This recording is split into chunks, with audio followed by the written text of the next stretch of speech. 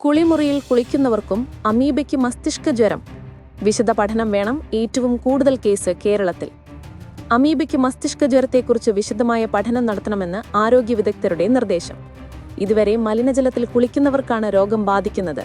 എന്നാൽ കുളിമുറിയിൽ കുളിക്കുന്നവർക്കും രോഗം ബാധിക്കുന്ന പശ്ചാത്തലത്തിലാണ് പുതിയ നിർദ്ദേശം. ഈ വർഷം രോഗം ബാധിച്ച് 16 പേരാണ് മരിച്ചത്. പ്രതിരോധത്തിലും പഠനത്തിലും ഫലപ്രദമായ ഏകോപനമില്ലെന്നാണ് ആരോഗ്യ വിദഗ്ധരുടെ വിലയിരുത്തൽ. ഇതുവരെ റിപ്പോർട്ട് ചെയ്തതിൽ ഏറ്റവും കൂടുതൽ കേസുകൾ കേരളത്തിലാണ്. രോഗം ബാധിക്കുന്നവരുടെ എണ്ണം വർദ്ധിക്കുന്ന സാഹചര്യത്തിൽ സംസ്ഥാനത്ത് പ്രതിരോധ പ്രവർത്തനങ്ങൾ ആരോഗ്യവകുപ്പ് ശക്തമാക്കിയിട്ടുണ്ട്. ജലം ശുദ്ധീകരിക്കുന്നതിനുള്ള ക്യാമ്പയിൻ വിവിധ ആരോഗ്യ സ്ഥാപനങ്ങൾ കേന്ദ്രീകരിച്ച് തുടങ്ങിയിട്ടുണ്ട്.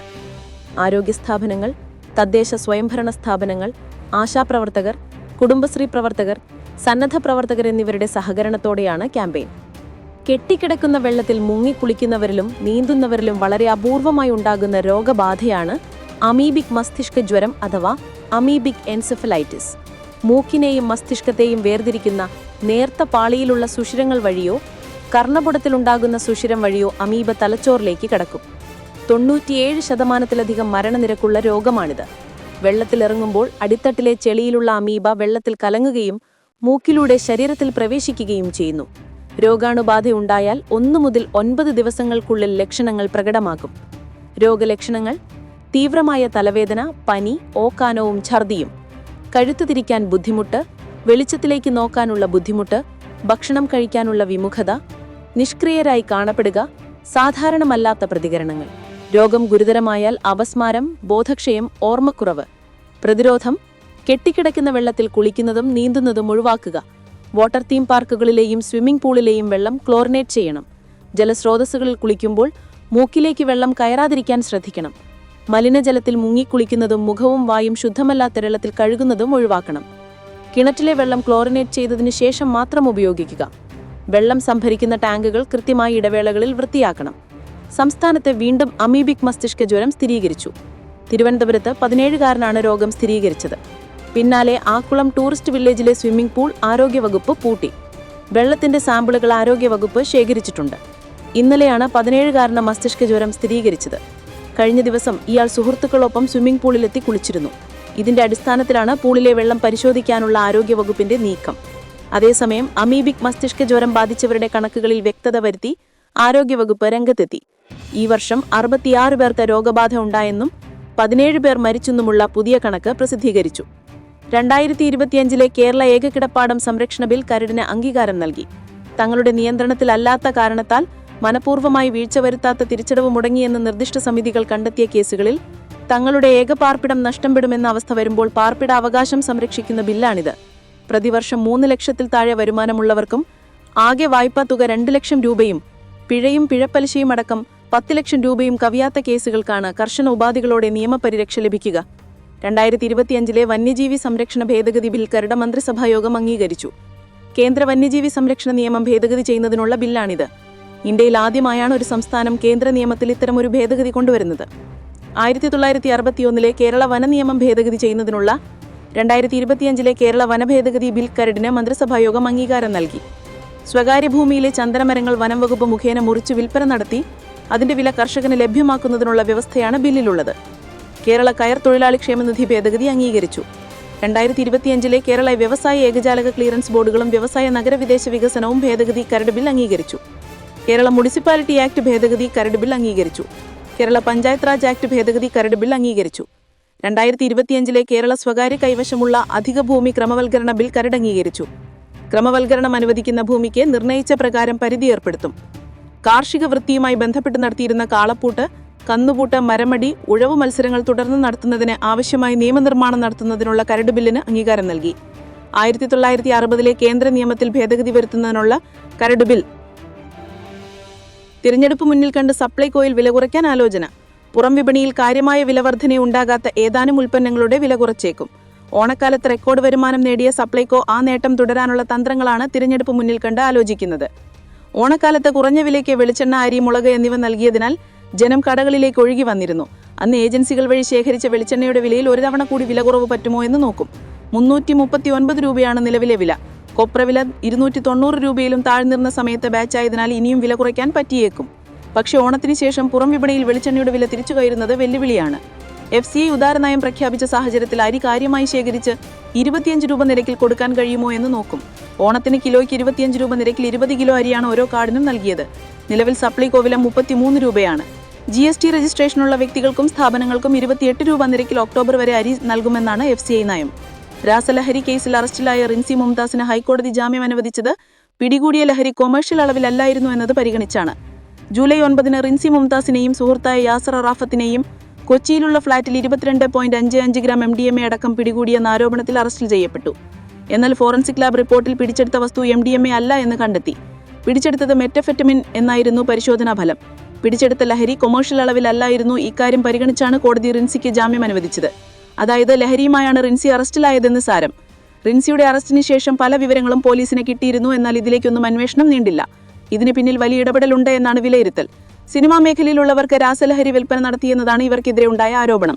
കാക്കനാടിന് സമീപം പാലച്ചുവടിലെ ഫ്ളാറ്റിൽ നിന്നാണ് റിൻസിയെയും സുഹൃത്തിനെയും പോലീസ് പിടികൂടിയത്. സിനിമാ പ്രൊമോഷൻ വർക്കുകളിലും റിൻസി പ്രവർത്തിച്ചിരുന്നു. ആടുജീവിതം, കാട്ടാളൻ, മാർക്കോ എന്നീ ചിത്രങ്ങളുടെ പ്രൊമോഷൻ വർക്കുകളിലാണ് റിൻസി പ്രവർത്തിച്ചത്. ഉണ്ണി മുകുന്ദന്റെ പേഴ്സണൽ മാനേജറാണ് റിൻസി എന്ന തരത്തിൽ അഭ്യൂഹങ്ങൾ ഉണ്ടായിരുന്നു. എങ്കിലും ഉണ്ണി മുകുന്ദൻ തന്നെ അത് നിഷേധിച്ച് രംഗത്തെത്തിയിരുന്നു. സോഷ്യൽ മീഡിയ ഇൻഫ്ലുവൻസർ കൂടിയായ റിൻസി മുംതാസ് പിടിയിലായതിനു ശേഷം നിർണായക വിവരങ്ങൾ പുറത്തുവന്നിരുന്നു. യുവതിക്ക് സിനിമാ മേഖലയിലെ പ്രമുഖരുമായും ബന്ധമുണ്ട് എന്ന് പോലീസ് കണ്ടെത്തിയതായി മാധ്യമങ്ങൾ റിപ്പോർട്ട് ചെയ്തു. സിനിമാ പ്രൊമോഷൻ പരിപാടികളുടെ പേര് പറഞ്ഞ താരങ്ങൾക്കുൾപ്പെടെ ലഹരി എത്തിച്ചു നൽകുന്നതായിരുന്നു റിൻസിയുടെ ജോലി എന്ന് പോലും വിലയിരുത്തലെത്തി. സിനിമാ മേഖലയിലെ ഡ്രഗ് ലേഡി എന്നായിരുന്നു യുവതി അറിയപ്പെട്ടതെന്ന് പ്രമുഖ മാധ്യമങ്ങളും വാർത്ത നൽകി. റിൻസിയുടെ അറസ്റ്റിന് ശേഷം ഷൂട്ടിംഗ് ലൊക്കേഷനുകളിൽ വൻതോതിൽ ലഹരി ഒഴുക്കിയതായും അന്വേഷണ സംഘത്തിന് വിവരങ്ങൾ ലഭിക്കുകയും ചെയ്തു. റിപ്പോർട്ടുണ്ടായിരുന്നു. ലഹരി ഇടപാടുകാരുമായി റിൻസി നടത്തിയ ചാറ്റുകളും പുറത്തുവന്നു.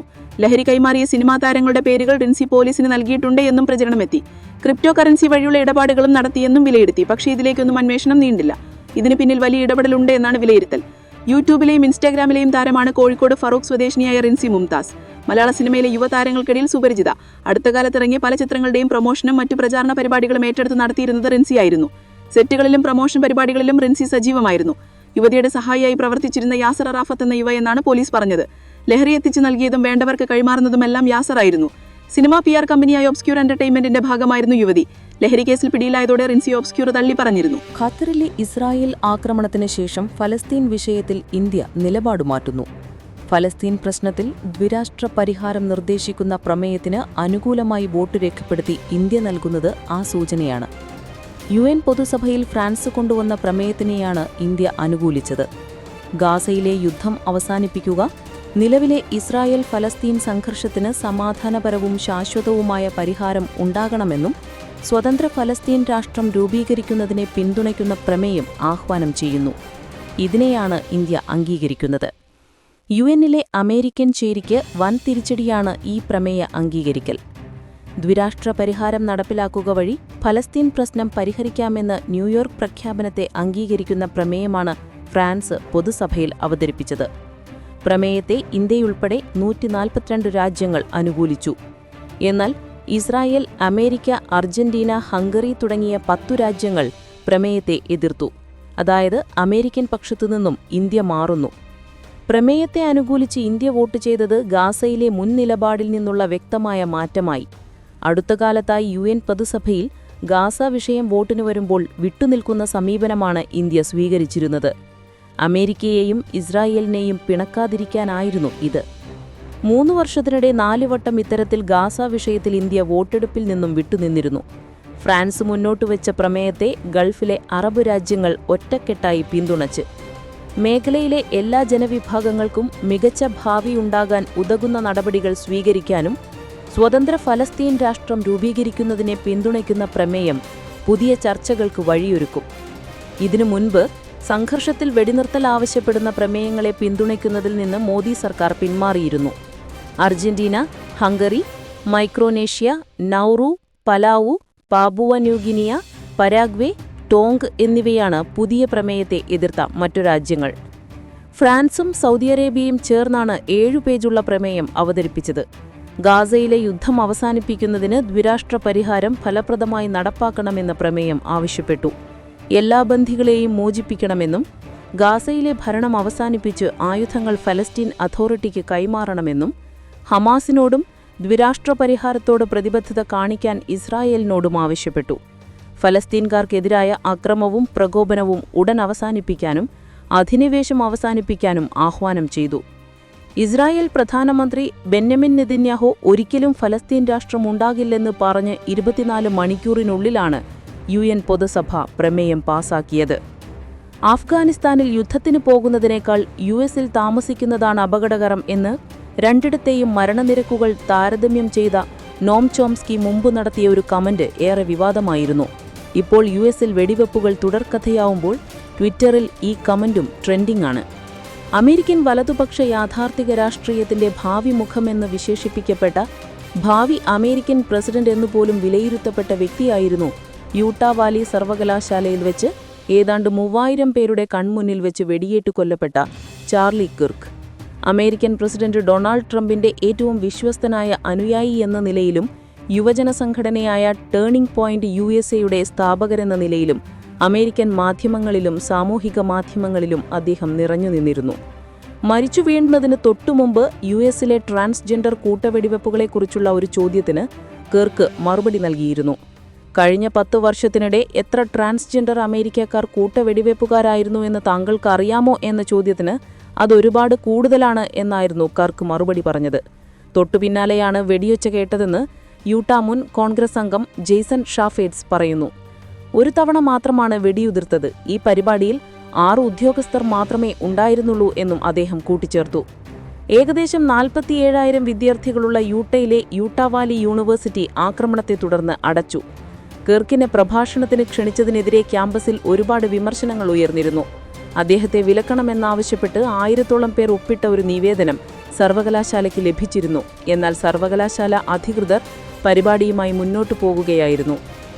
US രാഷ്ട്രീയത്തിൽ ഇടക്കാലത്തിന് ശേഷം ചോര കലരുകയാണ്. ഇത് ഒരൊറ്റപ്പെട്ട സംഭവമല്ല. ഈ വർഷം ആദ്യം മിനസോട്ടയിലെ 2 ഡെമോക്രാറ്റിക് നിയമസഭാംഗങ്ങളെ വീടുകളിൽ വെടിവെപ്പുണ്ടായി. അതിൽ ഒരാൾ മരിച്ചു.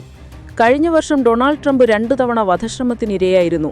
പെൻസിൽവാനിയയിലെ ബട്ട്ലറിൽ നടന്ന ഒരു ഔട്ട്ഡോർ റാലിയിൽ അദ്ദേഹത്തിന് നേരെ നടന്ന വെടിവെപ്പും ഇപ്പോൾ കിർക്കിന്റെ കൊലയും ഒന്ന് തുറന്ന വേദിയിലായിരുന്നു. 2 വർഷം മുമ്പ് ഒരു പ്രമുഖ ഡെമോക്രാറ്റിക് അന്നത്തെ സ്പീക്കറായിരുന്ന നാൻസി പെലോസിയുടെ വീട്ടിൽ ചുറ്റികയെടുത്ത് ഒരക്രമി അതിക്രമിച്ചു കയറിയിരുന്നു.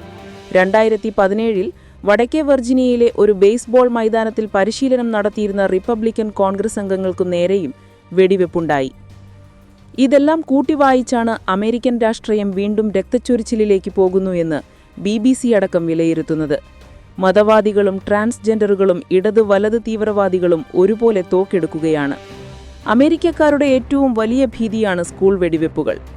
ഈ സംഭവങ്ങളിൽ മിക്കതിലും കൊല്ലാളികൾ പ്രാന്തരായ യുവാക്കളായിരുന്നു. ഇപ്പോൾ തീവ്ര വലതുപക്ഷവാദിയായ ചാർലി കിർക്കിന്റെ കൊലയും സ്വതവേ അസ്വസ്ഥരായ അയാളുടെ അണികളിൽ തീ പടർത്തിയിരിക്കുകയാണ്. അതോടൊപ്പം 2022 ശേഷം അമേരിക്കയിലെ തോക്കു നിയമത്തെക്കുറിച്ചും ചർച്ചകൾ ഉയരുകയാണ്. ആർക്കും തോക്ക് വാങ്ങിക്കാൻ കഴിയുന്ന അവസ്ഥ മാറണമെന്ന് ന്യൂയോർക്ക് ടൈംസ് അടക്കമുള്ള മാധ്യമങ്ങൾ വീണ്ടും എഴുതുകയാണ്. തീർത്തും അവിശ്വസനീയമാണ് അമേരിക്കയിലെ തോക്ക് സംസ്കാരം. 34 കോടിയിലേറെ ജനങ്ങൾ താമസിക്കുന്ന ഈ നാട്ടിൽ 50 കോടിയിലധികം ചെറുതും വലുതുമായ തോക്കുകൾ ഉണ്ടെന്നാണ് ന്യൂയോർക്ക് ടൈംസിന്റെ ഒരു റിപ്പോർട്ടിൽ പറയുന്നത്. 2023-ലെ സർവേ പ്രകാരം 32% അമേരിക്കക്കാർക്കും കുറഞ്ഞതൊരു തോക്കെങ്കിലും സ്വന്തമായുണ്ട്. 2022-ൽ നടത്തിയ ഒരു പഠനം പറയുന്നത് കഴിഞ്ഞ 20 വർഷത്തെ കണക്കുകൾ പരിശോധിച്ചാൽ തോക്കുമൂലം രാജ്യത്ത് ഏതാണ്ട് 20,000 ആളുകൾക്ക് ജീവൻ നഷ്ടപ്പെട്ടിട്ടുണ്ട്. US-ൽ തോക്ക് വാങ്ങുന്നത് എളുപ്പമാണ്. ആയിരക്കണക്കിന് കടകളിൽ നിന്ന് പച്ചക്കറികൾ പോലെ തന്നെ വാങ്ങാം. ബന്ധുക്കളിൽ നിന്നും സുഹൃത്തുക്കളിൽ നിന്നും തോക്കുകൾ കുട്ടികളുടെ വരെ കയ്യിലെത്താം. ഇന്ത്യയിൽ നിന്ന് വ്യത്യസ്തമായി തോക്ക് വാങ്ങാൻ US-ൽ ഒരാൾക്ക് ലൈസൻസ് ആവശ്യമില്ല. ഫോം ഫില്ല് ചെയ്തുകൊണ്ട് വിവരങ്ങൾ നൽകിയാൽ മാത്രം മതി. വിവരങ്ങൾ ഫില്ല് ചെയ്തതിന് മിനിറ്റുകൾക്കുള്ളിൽ ഫെഡറൽ ബ്യൂറോ ഓഫ് ഇൻവെസ്റ്റിഗേഷൻ പരിശോധന നടത്തും. തോക്ക് വാങ്ങുന്നയാളുടെ കയ്യിൽ തോക്കെത്തും. 2022 ശേഷമുള്ള ഭേദഗതി പ്രകാരം US-ൽ ഒരു തോക്ക് വാങ്ങാനുള്ള മാനദണ്ഡങ്ങൾ ഫെഡറൽ നിയമങ്ങൾക്കും സംസ്ഥാന നിയമങ്ങൾക്കും അനുസൃതമാണ്.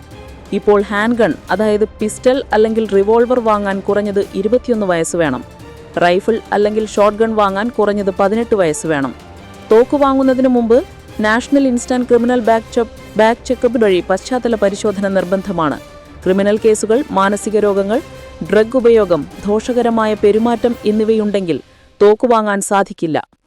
ഓരോ സംസ്ഥാനത്തിന്റെയും നിയമങ്ങളിൽ ചെറിയ മാറ്റമുണ്ട്. ഉദാഹരണമായി കാലിഫോർണിയയിൽ തോക്ക് വാങ്ങാൻ കടുത്ത പശ്ചാത്തല പരിശോധനയും 10 ദിവസത്തെ കാത്തിരിപ്പ് കാലവുമുണ്ട്. എന്നാൽ ടെക്സാസിൽ നിയന്ത്രണങ്ങൾ കുറവാണ്. തോക്ക് കൊണ്ടുപോകുന്നതും ചില സംസ്ഥാനങ്ങളിൽ അനുവദിക്കപ്പെട്ടിട്ടുണ്ട്. എന്നാൽ പൊതുസ്ഥലങ്ങളും സ്കൂളുകളും ഗവൺമെന്റ് കെട്ടിടങ്ങളും എന്നിവിടങ്ങളിൽ നിയന്ത്രണങ്ങൾ കർശനമാണ്. എന്നാൽ ഈ പരിശോധനയെല്ലാം പുഷ്പം പോലെ മറികടക്കാനുള്ള കുറുക്കുവഴികളുണ്ട്. FBI-യുടെ വെബ്സൈറ്റ് അനുസരിച്ച് കഴിഞ്ഞ ഒരു ദശകത്തിൽ 10 കോടി കേസുകളിൽ അന്വേഷണം നടത്തുകയും 7 ലക്ഷം പേർ മാത്രമേ തോക്ക് വാങ്ങാൻ യോഗ്യരല്ല എന്നും കണ്ടെത്തുകയും ചെയ്തിട്ടുള്ളൂ. അതായത് മൊത്തം കേസുകളിൽ 1% താഴെയാണ് അയോഗ്യരായിട്ടുള്ളത്. തോക്കുകളും അമേരിക്കയും ഏതാണ്ട് ഒരേ സമയത്താണ് ജനിച്ചത് എന്നാണ് പറയുക. പരസ്പരം പോരാടുന്ന ബന്ധുക്കളെ പോലെ അവർ വളർന്നു. തോക്കുകളില്ലാതെ അമേരിക്കൻ വിപ്ലവം വിജയിക്കുമായിരുന്നില്ല. ഐക്യരാഷ്ട്രങ്ങൾ ഒരു കാർഷിക രാഷ്ട്രമായിരുന്ന കാലത്താണ് വേട്ടയാടലും ഒപ്പം തോക്ക് സംസ്കാരവും ഉടലെടുത്തത്. മുൻപ് കന്നുകാലി പരിപാലനം അമേരിക്കൻ ജനതയുടെ നിത്യജീവിതത്തിന്റെ ഭാഗമായിരുന്നു. കന്നുകാലി മോഷണം വ്യാപകമായിരുന്ന ആ കാലത്ത് കർഷകർക്ക് തോക്കുപോലെയുള്ള ആയുധങ്ങൾ ആവശ്യമായിരുന്നു. മാത്രമല്ല, ജോലികൾക്കായി ഉപയോഗിച്ചിരുന്ന അടിമകളെ അച്ചടക്കം പഠിപ്പിക്കാനും അവരുടെ വ്യാപാരം നിയന്ത്രിക്കാനും അമേരിക്കക്കാർ തോക്കുകൾ ഉപയോഗിച്ചിരുന്നു. പഴയകാല അമേരിക്കൻ ചരിത്രം പരിശോധിച്ചാൽ അന്നത്തെ ജനതയിൽ വലിയൊരു ശതമാനവും സാക്ഷരതയും പൗരബോധവും കുറഞ്ഞവരായിരുന്നു. വിദേശ സൈന്യങ്ങളിൽ നിന്നും ശത്രുക്കളായ തദ്ദേശീയരിൽ നിന്നും സ്വയം രക്ഷിക്കാൻ അമേരിക്കക്കാർ ആയുധങ്ങളെ ആശ്രയിച്ചിരുന്നതിൽ നിന്നാണ് മിലീഷ്യ എന്ന ആശയം ഉഴിത്തിരിഞ്ഞത്. അന്ന് എത്ര പേർ ആയുധം ഉപയോഗിക്കാൻ പ്രാപ്തരാകുന്നു എന്നതിനെ ആശ്രയിച്ചായിരുന്നു അവരുടെ അതിജീവനം. അമേരിക്കൻ വിപ്ലവത്തിനു മുമ്പ് പൂർണ്ണസമയ സൈന്യം അവിടെയുണ്ടായിരുന്നില്ല. അതുകൊണ്ട് സായുധരായ പൗരസൈനികൻ ഉത്തരവാദിത്തം വഹിച്ചു. സ്വന്തം വെടിക്കോപ്പുകളും ആയുധങ്ങളും നൽകുന്നതുൾപ്പെടെയുള്ള മിലീഷ്യയിലെ സേവനം എല്ലാ പുരുഷന്മാർക്കും നിർബന്ധമായിരുന്നു. ആ കാലമാണ് അമേരിക്കയിൽ തോക്ക് സംസ്കാരത്തിന് തുടക്കം കുറിച്ചത്. 19-ാം നൂറ്റാണ്ടിൽ കൗബോയ് കൾച്ചർ വേരുപിടിച്ചതോടെ തോക്ക് അന്തസ്സിന്റെയും പൗരുഷത്വത്തിന്റെയും ലക്ഷണമായി. എന്നാൽ ഇന്ന് സാഹചര്യങ്ങൾ മാറിയിട്ടും സ്വയം രക്ഷയ്ക്കുപയോഗിക്കേണ്ട ആയുധങ്ങൾ കുട്ടികളുടെ കയ്യിൽ വരെ കളിപ്പാട്ടങ്ങളായി എത്തുന്നു എന്നാണ് വിമർശനം. അനിയന്ത്രിതമായ തോക്കുപയോഗത്തിന്റെ പ്രധാന കാരണങ്ങളിലൊന്ന് 1791 നടന്ന അമേരിക്കൻ ഭരണഘടനാ ഭേദഗതി ബില്ലാണ്. ഇതുപ്രകാരം ആളുകൾക്ക് സ്വയം രക്ഷയ്ക്കായി തോക്ക് കൈവശം സൂക്ഷിക്കാം. 1776 അമേരിക്കയ്ക്ക് ലഭിച്ച സ്വാതന്ത്ര്യം സംരക്ഷിക്കാൻ അവർ തങ്ങളുടെ എല്ലാ പൗരന്മാരെയും പട്ടാളക്കാരെ തുല്യമായാണ് കാണുന്നത്. അതുകൊണ്ട് തോക്കുപയോഗം അവർ രാജ്യസംരക്ഷണത്തിന്റെ ഭാഗമായി കൂടി കാണുന്നുവെന്ന് വേണം കരുതാൻ. അമേരിക്കയിൽ തോക്ക് നിയന്ത്രണത്തിനുള്ള ആവശ്യം വളരെ കാലമായി നിലനിൽക്കുന്നുണ്ട്. എന്നാൽ പല രാഷ്ട്രീയ നേതാക്കളും തോക്കു നിയമങ്ങൾ കർശനമാക്കാൻ ശ്രമിച്ചുകൊണ്ടിരിക്കുകയാണ്. എന്നാൽ അവരുടെ ശ്രമങ്ങളിൽ നിരവധി പ്രശ്നങ്ങൾ അവർ നേരിടുന്നുണ്ട്. ഇതിന് പിന്നിൽ ശക്തമായൊരു തോക്ക് ലോബിയുണ്ട്. 1871 മുതൽ നാഷണൽ റൈഫിൾ അസോസിയേഷൻ എന്ന പേരിൽ ഒരു ശക്തമായ സംഘടനയുണ്ട്. അത് 1934 മുതൽ ദുർബലമായ തോക്കു നിയമങ്ങൾക്കായി രാഷ്ട്രീയ ലോബിയിൽ നേരിട്ട് ഏർപ്പെട്ടിരുന്നു. അസോസിയേഷനു വേണ്ടി സംഭാവന ചെയ്യുന്ന 50 ലക്ഷം NRA അംഗങ്ങൾ ഉണ്ടെങ്കിലും ധനസഹായത്തിന്റെ ഒരു പ്രധാന ഭാഗം തോക്കു നിർമ്മാണ കമ്പനികളിൽ നിന്നാണ്. തോക്കുകൾ കൈവശം വയ്ക്കുന്നതിനെതിരെ കർശനമായ നിയമം ഉണ്ടാക്കുന്നതിന് ഏതൊരു ശ്രമത്തെയും ഇവർ പരാജയപ്പെടുത്താൻ ശ്രമിക്കും. 2020 ഏകദേശം $250 മില്യൺ ചെലവഴിച്ചതിൽ നിന്ന് ഈ തോക്ക് ലോബിയുടെ സ്വാധീനം മനസ്സിലാക്കാൻ കഴിയുമെന്ന് ന്യൂയോർക്ക് ടൈംസ് എഴുതുന്നു. ഇത് രാജ്യത്തെ എല്ലാ തോക്കു നിയന്ത്രണ ഗ്രൂപ്പുകളും ഒരുമിച്ച് ചെലവഴിച്ചതിനേക്കാൾ വളരെ കൂടുതലാണ്. സെനറ്റ് അംഗങ്ങൾക്ക് NRA ധനസഹായം നൽകുന്നു. തോക്കുകൾ വാങ്ങുന്നതിന് നിയന്ത്രണങ്ങൾ ഏർപ്പെടുത്തിക്കൊണ്ട് ചില ഭരണപരമായ ഉത്തരവുകൾ പുറപ്പെടുവിച്ചതിന് ഒബാമ പ്രസിഡന്റായിരിക്കുമ്പോൾ തോക്ക് ലോബിയിൽ നിന്ന് ധാരാളം വിമർശനങ്ങൾ നേരിട്ടു. തോക്കുകൾ നിയന്ത്രിക്കാനുള്ള ശ്രമങ്ങൾ 2022 പ്രസിഡന്റ് ജോ ബൈഡൻ പുനരാരംഭിച്ചപ്പോഴും ഉടക്കിട്ടവർ ഇവർ തന്നെയാണ്. 2022 18 വിദ്യാർത്ഥികളും 3 മുതിർന്നവരുമടക്കം 21 പേർ കൊല്ലപ്പെട്ട ടെക്സാസിലെ സ്കൂൾ വെടിവെപ്പിനെ തുടർന്ന് തോക്ക് നയത്തിൽ കാര്യമായ മാറ്റം വരുത്താനുള്ള ശ്രമം അന്നത്തെ പ്രസിഡന്റ് ജോ ബൈഡൻ നടത്തിയിരുന്നു. അക്രമങ്ങളിൽ മനം മടുത്തു എന്നാണ് ജോ ബൈഡൻ പ്രതികരിച്ചത്. പക്ഷേ ഗൺ ലോ മാറ്റാൻ ഭരണഘടനാ ഭേദഗതി വേണം. അമേരിക്കയിൽ ഭരണഘടനാ ഭേദഗതി നടത്താൻ പലതരം പ്രായോഗിക ബുദ്ധിമുട്ടുകളുണ്ട്. അമേരിക്കൻ സെനറ്റ് അംഗങ്ങളിൽ 100 പേരും ഹൗസ് ഓഫ് റെപ്രസെന്റേറ്റീവ്സിൽ 435 പേരുമാണുള്ളത്. ഏതെങ്കിലും ബിൽ പാസാക്കാൻ അവർക്ക് 2 പേരുടെയെങ്കിലും ഭൂരിപക്ഷം വേണം. കൂടാതെ അമേരിക്കയുടെ 50 സംസ്ഥാനങ്ങളിൽ നിന്നും 2 ഭൂരിപക്ഷം ഉണ്ടാകുന്നെങ്കിൽ മാത്രമേ എക്സിക്യൂട്ടീവ് ഹെഡായ പ്രസിഡന്റിന് പുതിയ നിയമഭേദഗതിയിൽ ഒപ്പുവയ്ക്കാൻ സാധിക്കൂ. 2 പാർട്ടികൾ മാത്രമുള്ള ഒരു സ്ഥലത്ത് ഇപ്രകാരം 2 ഭൂരിപക്ഷം ലഭിക്കുന്നത് അസാധ്യമായ കാര്യമാണ്. അമേരിക്കൻ റൈഫിൾ അസോസിയേഷന് ട്രംപിന്റെ റിപ്പബ്ലിക്കൻ പാർട്ടിയുടെ വലിയ പിന്തുണ കൂടിയുണ്ട്. 2022 ടെക്സസ് വെടിവെപ്പ് സമയത്ത് ട്രംപ് പറഞ്ഞത് തോക്കുകൾക്ക് നിയന്ത്രണം വേണ്ടെന്നും ഇത് സംഭവിക്കാനിടയായതിന് പിന്നിലെ സാഹചര്യം മനസ്സിലാക്കി അതാണ് നിയന്ത്രിക്കേണ്ടതെന്നുമാണ്. കുടുംബാന്തരീക്ഷത്തിലെ അസ്വസ്ഥതകളാണോ, മാതാപിതാക്കൾ കുട്ടികൾക്കുമേൽ ചെലുത്തുന്ന സമ്മർദ്ദങ്ങളാണോ, കുട്ടിക്ക് മാനസിക പ്രശ്നങ്ങളുണ്ടോ തുടങ്ങിയ കാര്യങ്ങളാണ് കുട്ടികൾ തോക്കുപയോഗിക്കുമ്പോൾ പഠിക്കേണ്ടത് എന്നാണ് റിപ്പബ്ലിക്കൻ പാർട്ടി പറയുന്നത്. കഴിഞ്ഞ വർഷം പെനിസിൽവേനിയയിലെ തിരഞ്ഞെടുപ്പ് പ്രചാരണ വേദിയിൽ വെച്ച് റിപ്പബ്ലിക്കൻ പാർട്ടി സ്ഥാനാർത്ഥി ഡൊണാൾഡ് ട്രംപ് ആക്രമിക്കപ്പെട്ടതും ലോകത്തെ ഞെട്ടിച്ചിരുന്നു. പ്രസിഡന്റിനും പ്രസിഡന്റ് സ്ഥാനാർത്ഥിക്കും നേരെയുള്ള വധശ്രമങ്ങളും കൊലപാതകങ്ങളും അമേരിക്കയ്ക്ക് പുതുമയുള്ള കാര്യമല്ല. ശരിക്കും ചോരയിൽ കുളിച്ച് തന്നെയാണ് US രാഷ്ട്രീയവും വളർന്നത്. അമേരിക്കയെ മാത്രമല്ല ലോകത്തെ തന്നെ നടുക്കിയ സംഭവമായിരുന്നു അടിമത്തം നിരോധനത്തിലൂടെ ചരിത്രം കുറിച്ച US പ്രസിഡന്റ് എബ്രഹാം ലിങ്കണിന്റെ വധം. കൊല്ലപ്പെടുന്ന ആദ്യത്തെ അമേരിക്കൻ പ്രസിഡന്റായിരുന്നു എബ്രഹാം ലിങ്കൺ. ലിങ്കണും ഭാര്യ മേരി ടോഡ് ലിങ്കണും 1865 ഏപ്രിൽ 13 വാഷിംഗ്ടണിലെ ഫോർഡ്സ് തിയേറ്ററിൽ നിന്ന് അവർ അമേരിക്കൻ കസിൻ എന്ന കോമഡി പെർഫോമൻസ് കാണുന്നതിനിടയിലായിരുന്നു ആക്രമണം. ജോൺ വിൽക്കസ് ബൂത്ത് എന്നയാളായിരുന്നു വെടിവെപ്പിന് പിന്നിൽ. കറുത്ത വർഗ്ഗക്കാരെ സപ്പോർട്ട് ചെയ്യുന്ന ലിങ്കണിന്റെ നിലപാടാണ് കൊലപാതകത്തിലേക്ക് നയിച്ചത്. തിയേറ്ററിന്റെ പിന്നിലെ വാതിൽ തുറന്നെത്തിയ കൊലപാതകി ലിങ്കണിന്റെ തലയ്ക്ക് പിന്നിലേക്ക് വെടിയുതിർത്തു. ചെവിക്ക് പിന്നിൽ തലയൂട്ടിയും തുളച്ച് തലച്ചോറിലൂടെ അത് കടന്നുപോയി. ലിങ്കൺ ഉടൻ തന്നെ നിലം പതിച്ചു. സ്വാതന്ത്ര്യം എന്നാക്രോശിച്ചുകൊണ്ടായിരുന്നു കൊലപാതകി ബൂത്ത് രക്ഷപ്പെട്ടത്. 12 ദിവസത്തിനു ശേഷം ഏപ്രിൽ 26 പോലീസ് ബൂത്തിനെ പിടികൂടുകയും കൊലപ്പെടുത്തുകയും ചെയ്തു. അമേരിക്കയിൽ പദവിയിലിരിക്കെ കൊല്ലപ്പെടുന്ന രണ്ടാമത്തെ പ്രസിഡന്റായിരുന്നു ജെയിംസ് ഗാർഫീൽഡ്. 1881 ജൂലൈ 2 വാഷിംഗ്ടണിലെ ട്രെയിൻ സ്റ്റേഷനിൽ വെച്ചാണ് വെടിയേറ്റ് മരിച്ചത്.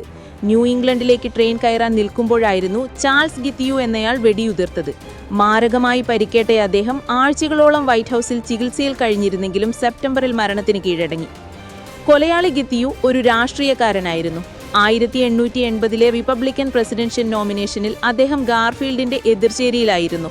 തന്നെ യൂറോപ്യൻ കോൺസൽഷിപ്പിൽ നിയമിക്കാൻ പ്രസിഡന്റ് വിസമ്മതിച്ചതാണ് കൊലയ്ക്ക് പ്രകോപനം. ഗിത്തിയു ആഴ്ചകളോളം ഗാർഫീൽഡിനെ പിന്തുടർന്നാണ് അയാൾ കൊല നടത്തിയത്.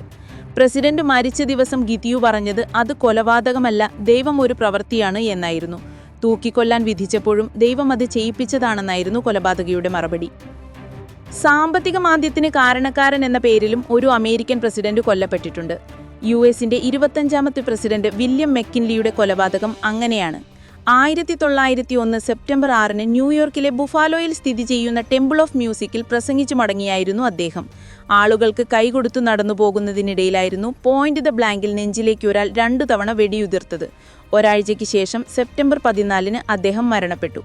ലിയോൺ എഫ് സോൾഗോസ് എന്ന 28 വയസ്സുകാരനായിരുന്നു ആക്രമണത്തിന് പിന്നിൽ. വെടിയുതിർത്തത് താനാണെന്ന് ലിയോൺ സമ്മതിച്ചു. 1 മാസത്തെ കോടതി വിചാരണയ്ക്ക് ശേഷം വധശിക്ഷ വിധിച്ചു. അരാജകവാദിയായിരുന്ന ലിയോണിന് 1893 സാമ്പത്തിക മാന്ദ്യത്തിൽ ജോലി നഷ്ടമായിരുന്നു. ഇതാണ് കൊലയ്ക്ക് കാരണം. ലോകത്തിലെ എവർഗ്രീൻ മർഡർ മിസ്റ്ററി ഏതാണെന്ന് ചോദിച്ചാൽ അത് അമേരിക്കൻ പ്രസിഡന്റും ലോകം മുഴുവൻ ആരാധകരുമുള്ള കെന്നഡിയുടെ വധമാണ്. നൂറുകണക്കിന് നോവലുകൾക്കും സിനിമകൾക്കും വിഷയമായ ഈ സംഭവം ഇന്നും ലോകത്തിനു മുൻപിൽ ഒരു പ്രഹേളികയാണ്. കെന്നഡി കൊലയുടെ യഥാർത്ഥ കാരണം ഇന്നും പിടികിട്ടിയിട്ടില്ല. 1963 നവംബറിൽ ഭാര്യ ജാക്വലിൻ കെന്നഡിക്കൊപ്പം ഡല്ലാസ് സന്ദർശിക്കുന്നതിനിടയിലായിരുന്നു വെടിയേറ്റത്.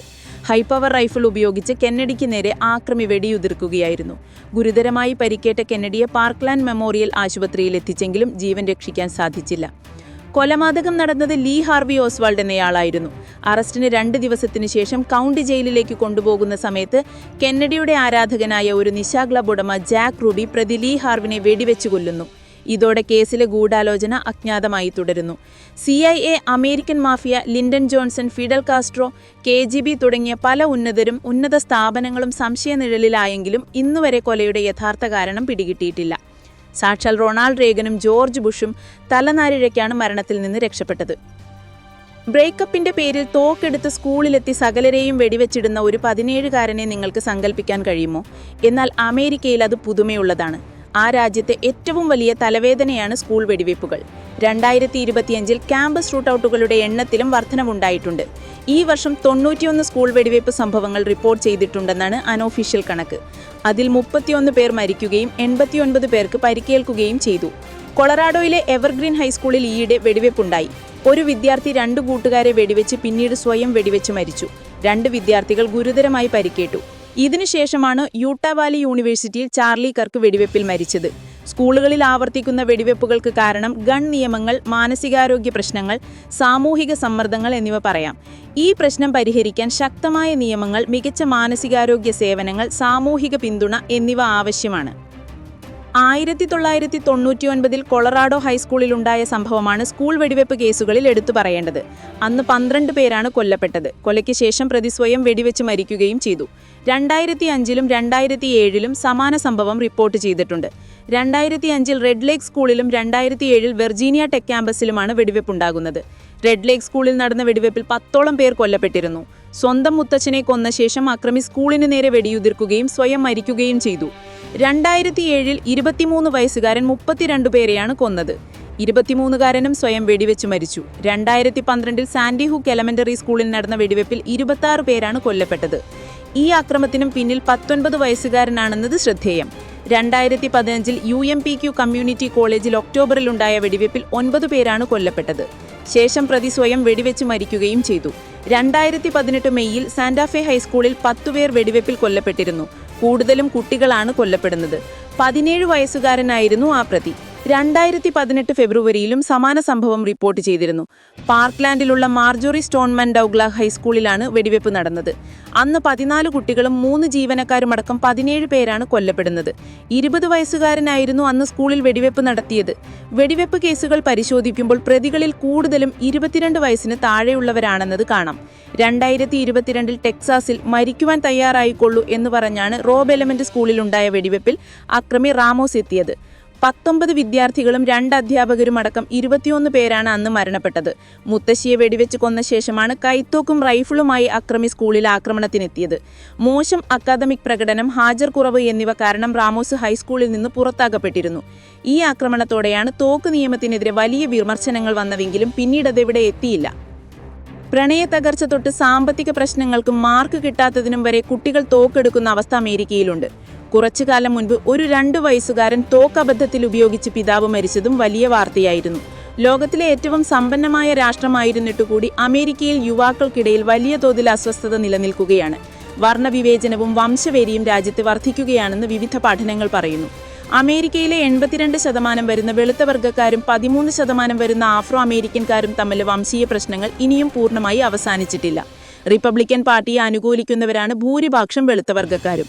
പ്രശ്നമുണ്ടാകുമ്പോൾ സ്വയം രക്ഷയ്ക്ക് ആഫ്രോ അമേരിക്കൻകാരെ നേരിടാൻ ആയുധങ്ങൾ കയ്യിലുണ്ടാവണമെന്നൊരു ചിന്തയും വെളുത്ത വർഗ്ഗക്കാർക്കിടയിലുണ്ട്. ഇസ്ലാമിക സംഘടനകൾ അടക്കം നടത്തുന്ന പ്രശ്നങ്ങൾ നവവംശീയവാദികൾക്ക് ആയുധമാവുകയാണ്. ഇത്തരത്തിലുള്ള വിവിധ തരത്തിലുള്ള അസ്വസ്ഥതകൾ ഫലത്തിൽ വെടിവെപ്പിലേക്കാണ് നയിക്കാറുള്ളത്. ഈ കഴിഞ്ഞ ലേബർ ഡേ വാരാന്ത്യത്തിൽ ഷിക്കാഗോയിൽ നടന്നത് 37 വെടിവെപ്പുകളാണ്. 8 പേർ കൊല്ലപ്പെട്ടു, 50 പേർക്ക് പരിക്കേറ്റു. വെള്ളിയാഴ്ച രാത്രി മുതൽ തിങ്കളാഴ്ച രാത്രി വരെ നഗരത്തിൽ 37 വെടിവെപ്പുകളാണ് ഉണ്ടായത്.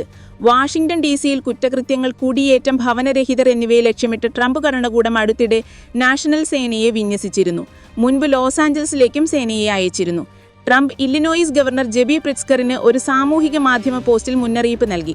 ഷിക്കാഗോയിലെ കുറ്റകൃത്യങ്ങൾ വേഗത്തിൽ പരിഹരിക്കണം, അല്ലെങ്കിൽ ഞങ്ങൾ വരും എന്നായിരുന്നു ട്രംപിന്റെ ഭീഷണി. എന്നാൽ ഷിക്കാഗോയിൽ കഴിഞ്ഞ വർഷത്തെ അപേക്ഷിച്ച് കൊലപാതകങ്ങളും വെടിവെപ്പുകളും കുറഞ്ഞിട്ടുണ്ടെന്നാണ് പോലീസ് പറയുന്നത്.